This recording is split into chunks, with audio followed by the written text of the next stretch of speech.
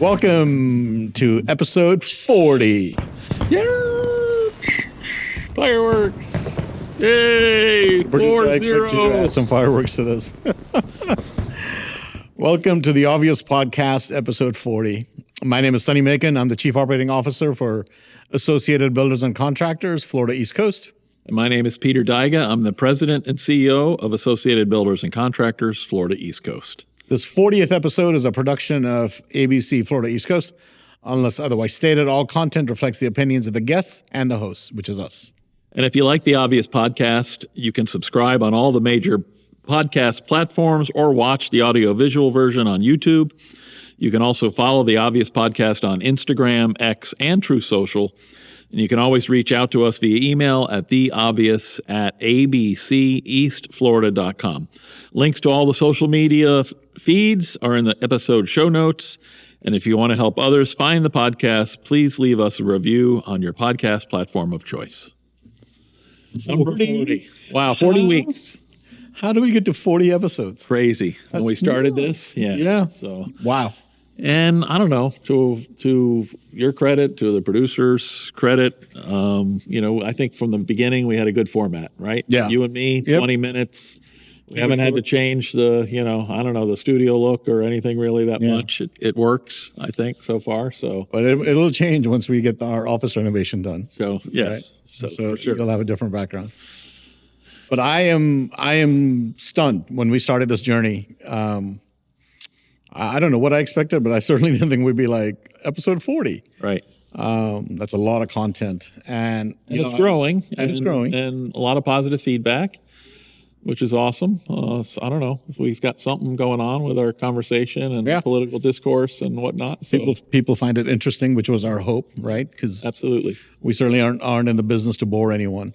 Right, and we do, for the most part, pepper in ABC themes and education and whatnot. But, our thinking all along was if people aren't watching us, what's the point? You can't really get anything about ABC across. So the very first and foremost goal is to be entertaining, to be something that people want to tune into and listen to. So thank you all for your support.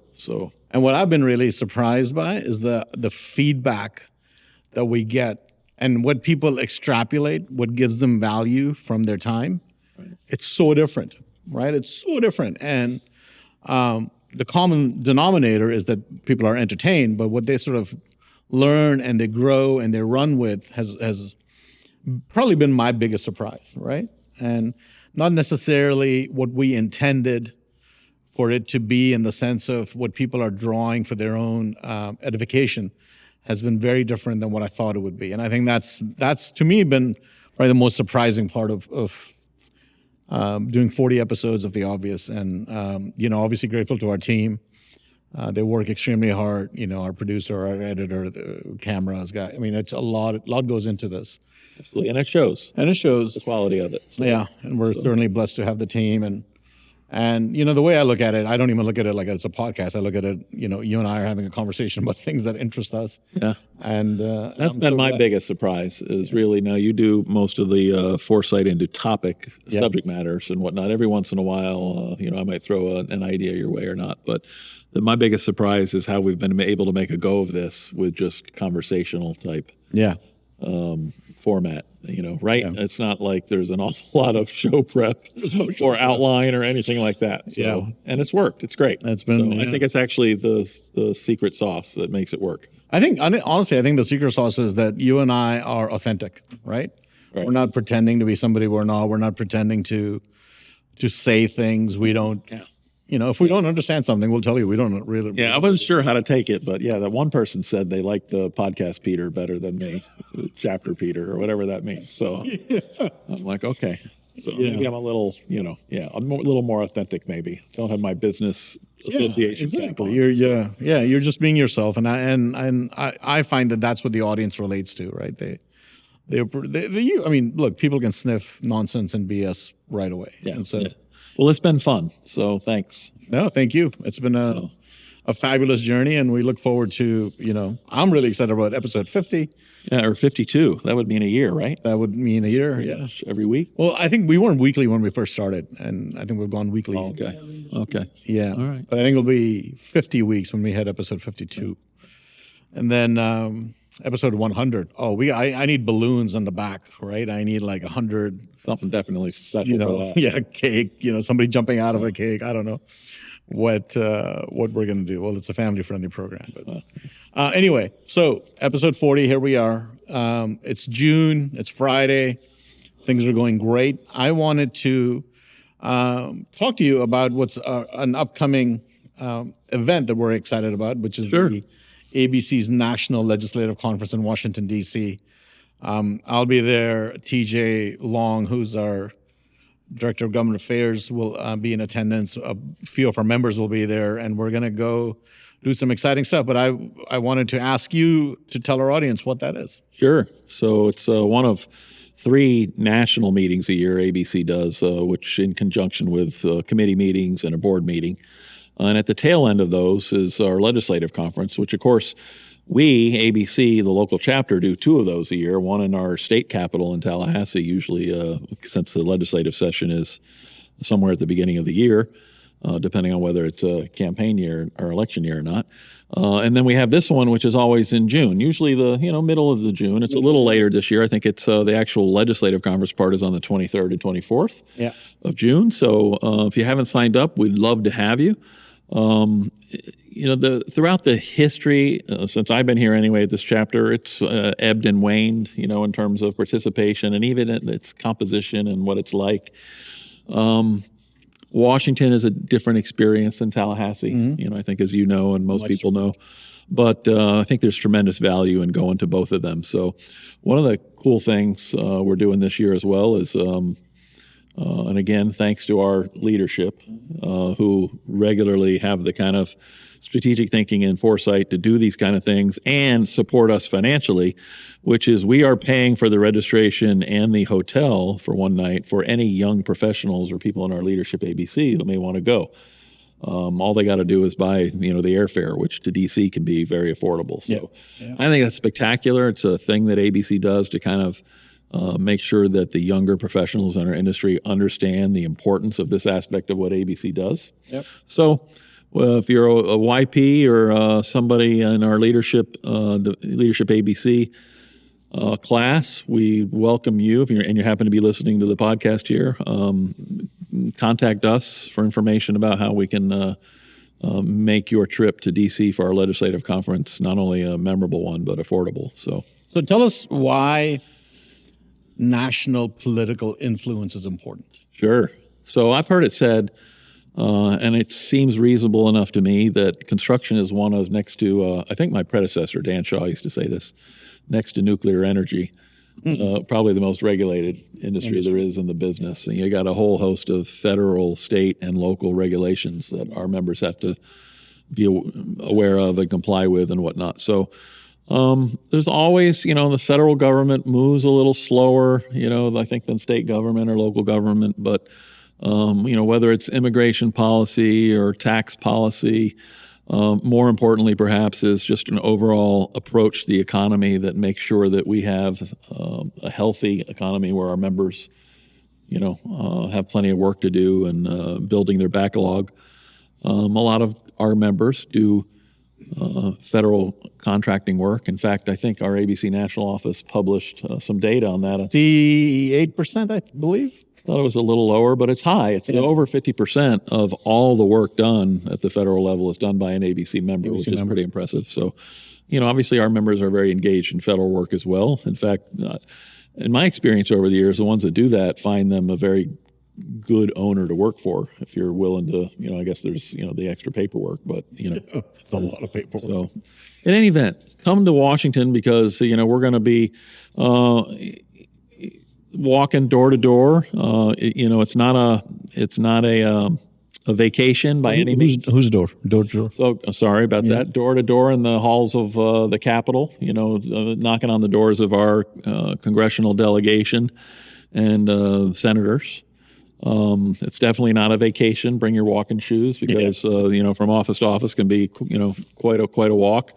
So, but like we do in Tallahassee, sitting down with them, talking about the legislative priorities at the ABC National Legislative Committee. And by the way, we have a member at our local chapter that serves on the ABC National Legislative Committee, Dave Aiken. Yep, from CMEX. So we appreciate him and all our members that serve in some capacity on an ABC National Committee. So in any event, the process at the national level, like at the state level and the chapter level, kind of starts at the chapter. By the committees that are had in terms of developing our legislative priorities. So, come on up, be a lobbyist for a day, kind of like we are in Tallahassee. I think the difference is, the restaurants are different. So there's some good eating in Washington, D.C., maybe more so than a lot better than what's Tallahassee options. You'll be with other ABC members and defenders of the merit shop, if you will, from all around the country, which is very cool. We have some great fundraisers and or receptions that usually bill some of the most widely recognized political names in the country at the time. So you come up, I'm certain, there'll be a number of awesome surprises. By the way, it was at the ABC National Legislative Conference in Washington, I think, years ago that Vice President Pence coined the phrase that the ABC is the Marine Corps of U.S. politics. Oh, can you explain to our audience what that means? Well, I think what he was trying to say at the time, and by the way, a lot of federal level elected officials started at the state level or the local level. So their experience with ABC goes back long before they even ran for federal office. So, and I think Mike Pence was a good example of that. And what he meant by that is, ABC is not the type of organization that sticks its finger in the wind and tries to figure out where the prevailing winds are blowing before they decide who to get behind. Right? We're a principled organization, so we're going to get behind a front runner in a race, regardless of how early it is, if that person kind of reflects our values and we think they're going to be the best person for the job from a merit shop or a free enterprise perspective. So I think that's what he meant by that. The Marine Corps is known for being the first in battle, and so he was saying in the political field of battle, ABC is the first in. So it really was a testimony to ABC's courage. And you could argue, not just the first in, but the most qualified. Sure, absolutely. Certainly, Marines would tell you that. Yeah, absolutely. They're the best at what they do. Yeah. So, any event, I think he was actually coined that phrase at LegCon many years ago. So, we've had presidents at the Washington Legislative Conference, vice presidents, obviously, and all sorts of congressmen and senators. So, it's a good time. It's really a good time, and so we hope you. I know you still have. I know you still have PTSD from the last administration, and and this is a little inside baseball. We are charged with, as an organization, to fight bad public policy, right? And usually public policy that comes is in the form of legislation, right? So something gets proposed, if it's a terrible idea for our members and our industry, we coalesce, we build a coalition, and we go fight it. The last administration on a federal level decided to really go the executive order route, and a lot of stuff came down the pike where ABC ended up suing the federal government, ended up going to court, ended up fighting a lot of executive orders, which I think was pretty unusual, and it kept us, certainly in the national organization, very, very busy. But a lot of that stuff was fought off successfully. A lot of that stuff went away when the new administration came in, and they just were like, nope, this is all bad for business. And I think a lot of members and even non-members who are in the industry don't realize how much they benefit, because the terrible idea hasn't affected them. And this is back to your Marine Corps point, like here's ABC fighting a war on your behalf that you probably don't even know is happening. Yeah. The other thing that frustrates me, and we've talked about this, it's one of my favorite phrases. Remind me again who said it, about how victory has many fathers, but John F. Kennedy. Defeat is an orphan. Yeah. One of the things that frustrates me in this business is, and the reason it frustrates me is because I know the effort our members and this organization, both from a resources of money and time and treasure and whatnot, that we commit to fighting the good battle, whether it's in Washington, Tallahassee, or City Hall. But what frustrates me is, everybody claims credit for a lot of the positive stuff that gets done. But I love to try to ask our members, people that may be listening or watching to our podcast here, you got to ask, just like in business, when you execute a successful business plan, it's because of long-term planning and commitment to that plan. And so you got to ask the same thing. Success doesn't just happen, and while everybody may take credit for it, you really got to ask, for example, you going with us to Washington or to Tallahassee is a tremendous grassroots representation of our strength. Yeah. And that's why this is so important, why we ask so many of you to take time out of your week for a day or two and go up to Washington with us, just like Tallahassee. I know Washington can sometimes be a little more frustrating because things seem to move slower. In Tallahassee, you can actually see the result, the fruit of your labor, and Washington is not always the case. But it's equally important, in terms of developing the relationships. But, it's going to LegCon. It's the money that we spend, and we've talked about this in the past. I think the last election cycle, ABC, Florida East Coast chapter, our chapter, all right, when you count, actually, the number I think I'm going to quote is all the chapters in Florida, along with ABC National's PAC, but it was almost $800,000 we spent in Florida races. That was just the ABC. So, what's my point? My point is, success should be measured by the things that you did to get there, and whether it's attending a legislative conference and showing grassroots strength, or the money that you commit to electing people who are friendly. Yep.